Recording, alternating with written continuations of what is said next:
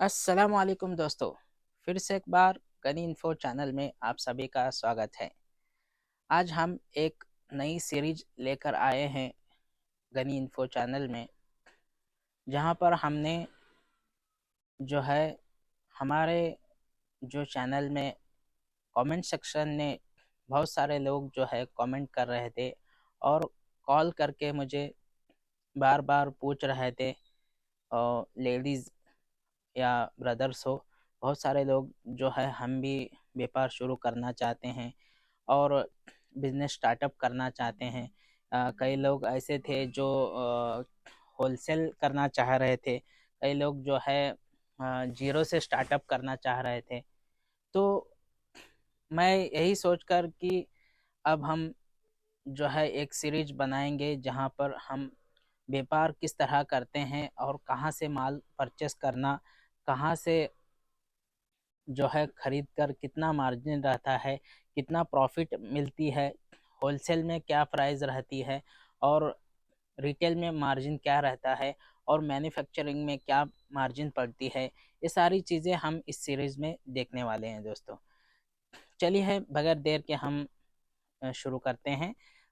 जिन जो लोग जो अब तक हमारे चैनल को सब्सक्राइब नहीं किए हैं, वो जल्द से जल्द हमारे चैनल को सब्सक्राइब कर ले और बेल आइकन दबा ले।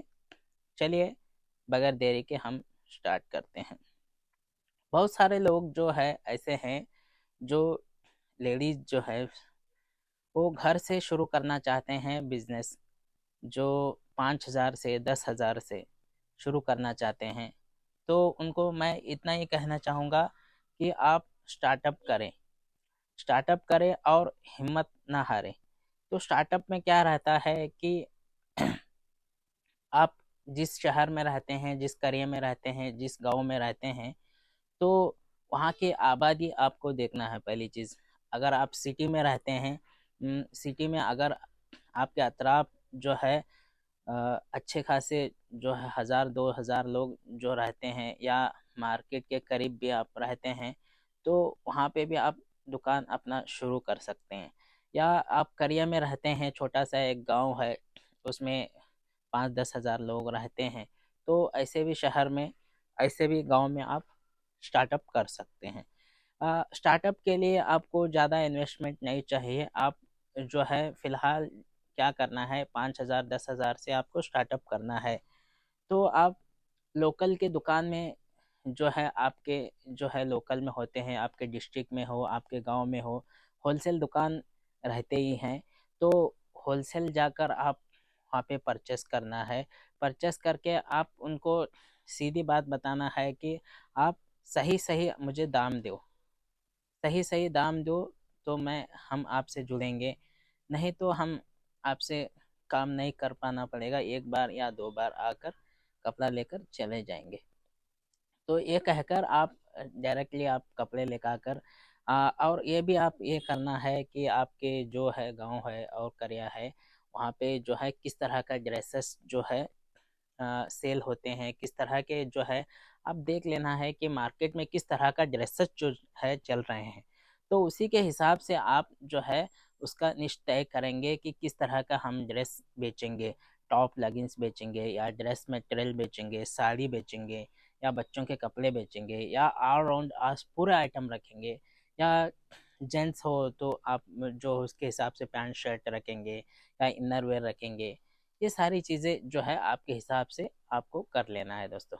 तो इसी से स्टार्टअप करते हुए आपको पहली चीज़ जो है, आपको रेट जो है मालूम नहीं रहता है और नहीं रहने की वजह से कई जो है दुकानदार होते हैं जो आपको ज़्यादा से ज़्यादा रेट लगा देंगे, रेट भी ज़्यादा लगा सकते हैं।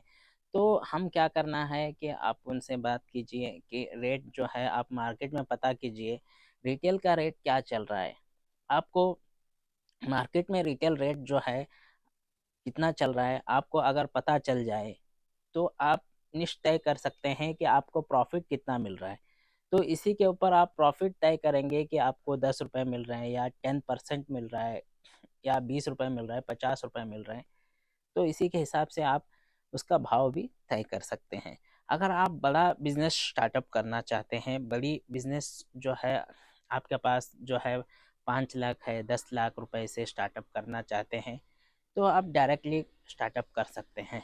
लेकिन इसमें एक दिक्कत ये है कि आप जो है बहुत सारे लोग जो है 5 लाख है, 10 लाख रुपए है लेकर डायरेक्टली सूरत, बॉम्बे किधर भी चले जाते हैं।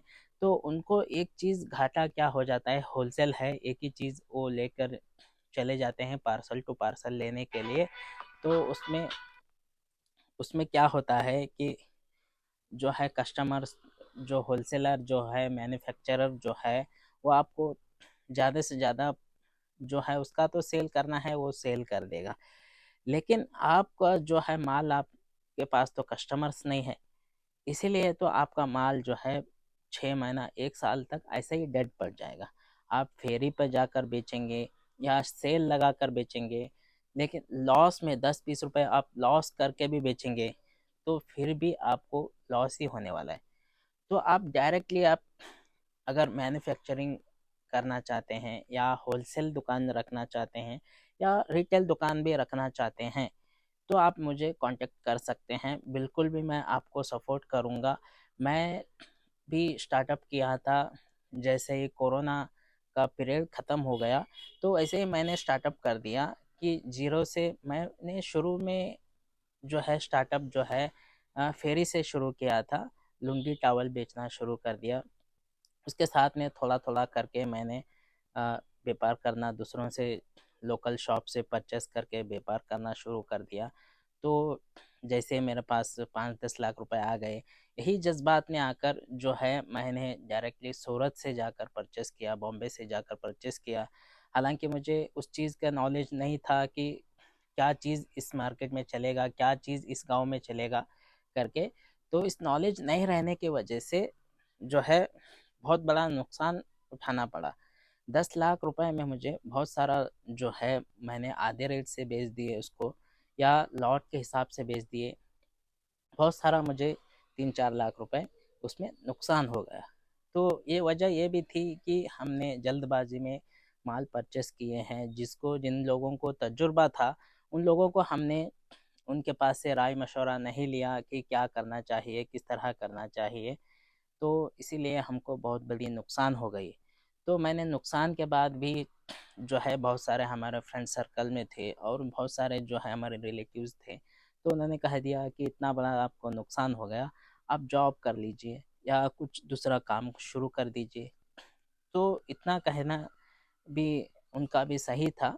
लेकिन मैं बैठकर सोचा कि अगर कपड़ों में मैं नुकसान उठाया हूँ, कपड़ों में नुकसान उठाने के बाद मुझे कम से कम 50% तो मुझे इसके कपड़े के बारे में नॉलेज आ गया और तजुर्बा हो गया कि किस तरह सेल कर सकते हैं, किस तरह परचेस करना है और किस तरह का ड्रेसेस होते हैं, उसमें वैरायटीज़ क्या-क्या होती है, सारी चीज़ें मुझे पता चल गया। तो इससे मैंने ये बात ठान ली कि हम करेंगे, तो स्टार्टअप जो है इसी कपड़ों से फिर से स्टार्टअप करेंगे।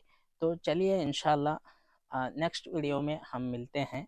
आपको नेक्स्ट वीडियो में मैं बताऊंगा कि किस तरह आप स्टार्ट कर सकते हैं, किस तरह आपको स्टार्टअप करना है, किस तरह आप जीरो से हीरो बनना है, आप किस तरह रिटेल से होलसेल करना है और किस तरह आप डायरेक्टली होलसेल कर सकते हैं, किस तरह आप डायरेक्टली मैन्युफैक्चरिंग कर सकते हैं, किस तरह आप अपना इंडस्ट्री बना सकते हैं।